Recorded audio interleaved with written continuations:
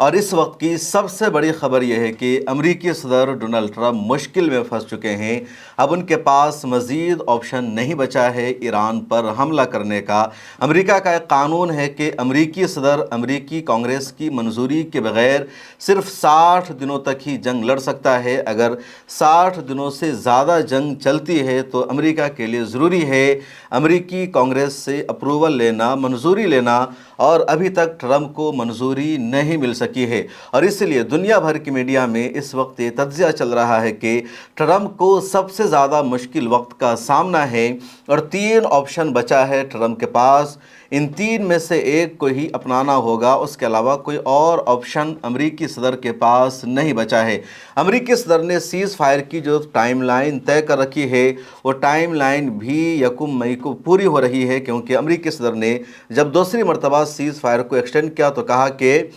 یہ 1 مئی تک کے لیے ہے۔ پہلے تو کوئی ڈیٹ طے نہیں کی گئی تھی، بعد میں 1 مئی کی تاریخ انہوں نے اعلان کیا اور بتایا کہ اس تاریخ تک جنگ بندی جاری رہے گی۔ اب 3 آپشن امریکی صدر کے پاس کیا کیا ہے اسے جان لیجئے۔ پہلا آپشن یہ ہے کہ امریکہ اور ایران کے درمیان کوئی معاہدہ ہو جائے اور اس معاہدے کے بعد اعلان ہو جائے کہ امریکہ اور ایران کے درمیان جنگ ختم ہو گئی ہے۔ لیکن معاہدہ ہو جانا فی الحال پاسبل نہیں ہے، کیونکہ ایران نے جس طرح کی شرطیں لگائی ہے امریکہ کے سامنے، امریکہ ان شرطوں کو ماننے والا نہیں ہے۔ رپورٹ بھی آ گئی ہے کہ امریکی صدر ایران کے پروپوزل سے خوش نہیں ہیں اور وہ ان شرطوں کو ماننے والے نہیں ہیں۔ ایران کی اس مرتبہ کیا شرط ہے اور کیوں امریکہ کو اعتراض ہے، اس پر میں آگے تفصیل سے بات چیت کروں گا۔ دوسرا آپشن امریکی صدر کے پاس ہے کہ وہ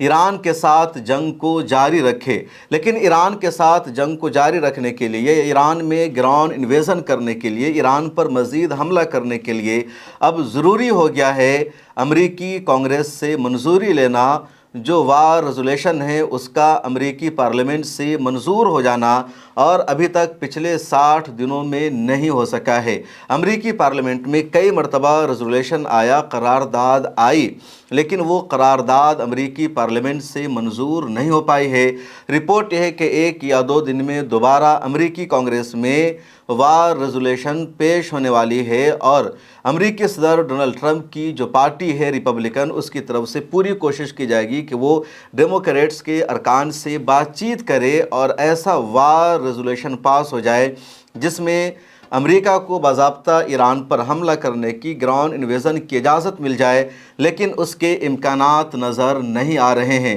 کیونکہ ڈیموکریٹس کے ارکان مکمل طور پر اس جنگ کے خلاف ہیں۔ لگاتار وہ مطالبہ کر رہے ہیں کہ فوری طور پر امریکی صدر کو ایران پر حملہ بند کر دینا چاہیے۔ ادھر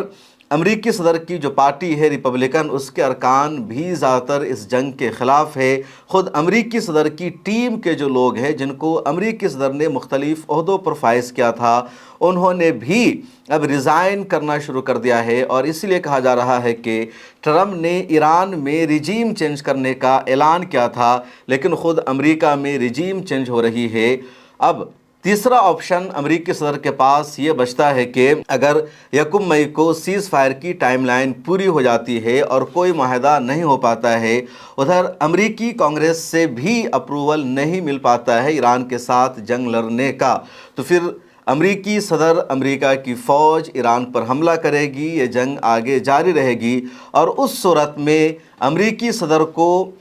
امریکہ کی پارلیمنٹ ان کے اقتدار سے ہٹا سکتی ہے، امریکہ کی سپریم کورٹ کا فیصلہ آ سکتا ہے، اور امریکہ جو ہمیشہ اپنے اندرونی معاملوں میں مطمئن رہتا ہے، پوری دنیا جانتی ہے کہ امریکہ کا صدر ہمیشہ پوری دنیا کے معاملے میں مداخلت کرتا ہے، انٹرفیئر کرتا ہے، کیونکہ امریکہ کا جو انٹرنل قانون ہے، جو اندرونی معاملہ ہے، وہ بہت مضبوط ہے، اور امریکہ کا اندرونی معاملہ اس کے انٹرنل معاملے پر اثر انداز نہیں ہو پاتا ہے۔ لیکن اگر 1 مئی کے بعد یا 60 دن کا جو ٹائم ہے وہ پورا ہو چکا ہے، اس کے بعد امریکہ نے ایران پر حملہ کیا، جنگ دوبارہ شروع ہوئی،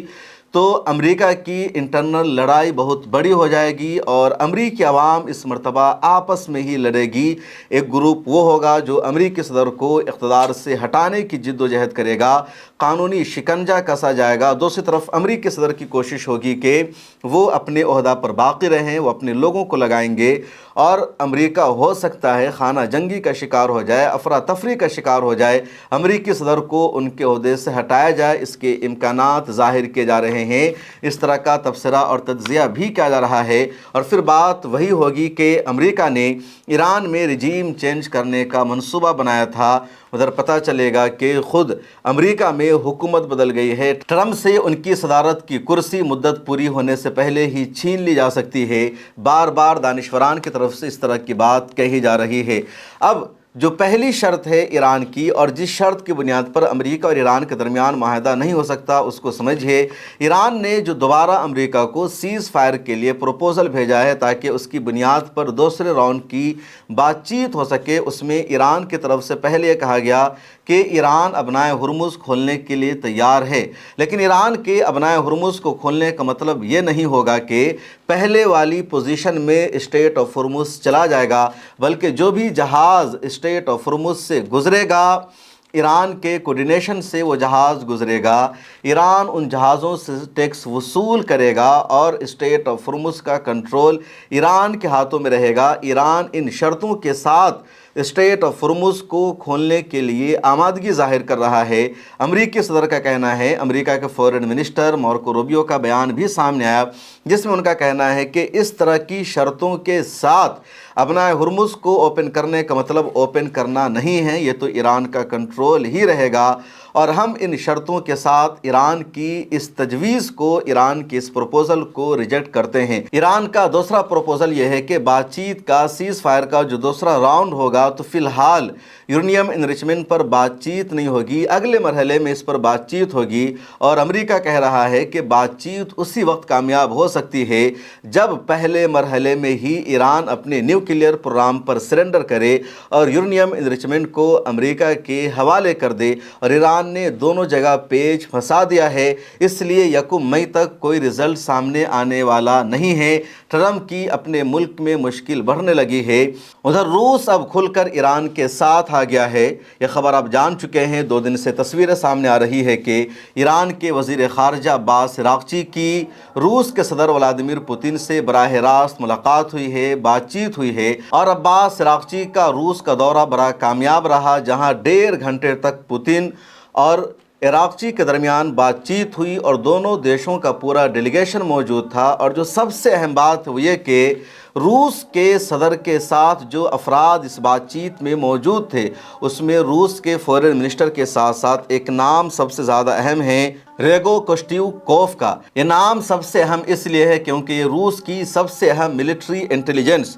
GRU کے سربراہ ہیں، اور GRU روس کی بہت ہی اہم ترین ملٹری انٹیلیجنس کہلاتی ہے، بہت پاورفل ہے۔ 1918 میں اسے قائم کیا گیا تھا، اور جس طرح CIA امریکہ میں بہت زیادہ مضبوط ہے، یا موساد اسرائیل میں بہت زیادہ مضبوط ہے، رو بھارت میں بہت زیادہ مضبوط ہے، پاکستان کی ISI بہت زیادہ مضبوط ہے، اسی طرح GRU بھی روس میں بہت ہی پاورفل ملٹری انٹیلیجنس کہلاتی ہے، اور اس کے سربراہ اس ملاقات میں روس کے صدر ولادیمیر پوتن کے ساتھ موجود تھے۔ روس کی GRU کے بارے میں کہا جاتا ہے، دعویٰ کیا جاتا ہے کہ کسی ملک میں کوئی ٹارگٹ کلنگ کرنی ہو، کسی ملک میں کوئی پروٹیسٹ کروانا ہو، روس کے ایجنڈا کو کسی ملک میں نافذ کروانا ہو، تو وہاں پر یہی ایجنسی اپنے کارنامہ کو انجام دیتی ہے، یہی ایجنسی تمام کاموں کو سنبھالتی ہے۔ تو روس کی یہ سب سے پاورفل اور مضبوط انٹیلیجنس سروس کہلاتی ہے۔ سیدھے ڈیفنس منسٹر اور آرمی چیف سے یہ ایجنسی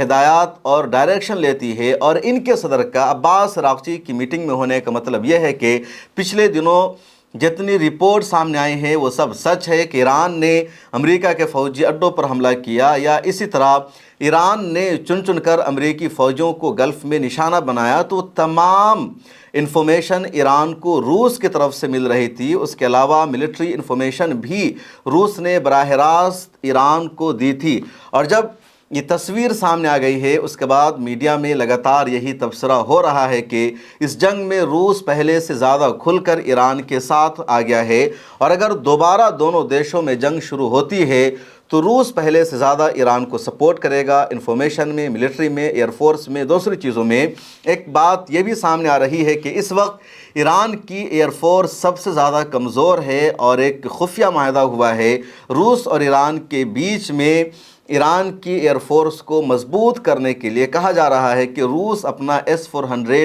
ایران کو دینے والا ہے، اس کے علاوہ کچھ اور ہتھیار بھی روس ایران کو دے رہا ہے۔ روس کی حمایت کا مطلب یہ بھی ہے کہ روس تمام محاذ پر ایران کے ساتھ کھڑا ہے، اور چین سے زیادہ روس ایران کو سپورٹ کر رہا ہے۔